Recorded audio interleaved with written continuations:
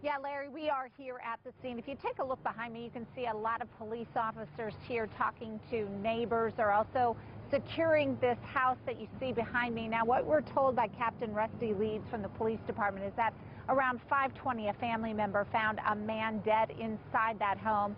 He is in his 30s, and at this point, they are treating it as a suspicious death.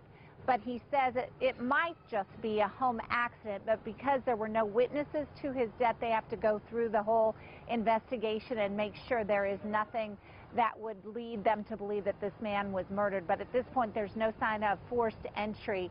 And as I mentioned, it looks like it possibly could be a home accident. Again, we're at 1610 North St. Francis, where police are investigating what could be a suspicious death. Of course, we'll continue to follow this story and bring you any updates as soon as they become available. Live in North Wichita, Deb Barris. Thanks, Parrish Solomon is live near the neighborhood now with why neighbors are so upset. Parrish. Susan, the Sherwood Glen neighborhood is just in front of me, and right behind me is the big ditch. But I want to show you some of these ATV tracks we found throughout this entire area.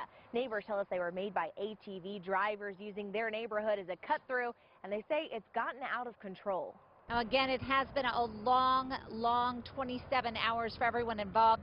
SWAT team members have been switching back and forth to get some rest in order to get this thing ended. Jeff? And at this time, Deb, it appears that we may get a police briefing here any moment now from Lieutenant Doug Nolte, who's been out here on the scene briefing media. We sense that perhaps something is forthcoming here momentarily. We'll stand by and wait to see if that happens. I know you'll monitor that situation as well. We sure will. Thanks, Jeff. Okay, Deb, thanks. You know, earlier today I spoke with a neighbor, a guy who lives in this apartment complex behind me, the South Lake Village. He lives about 100 yards away from the standoff. He doesn't want us to use his name, but he told me he can...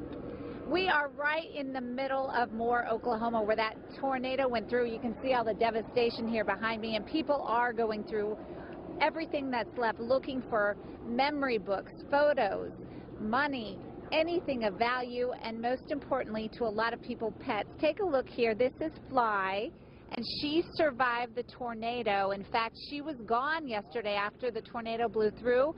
This morning, they found her in that car right there. She's alive and well.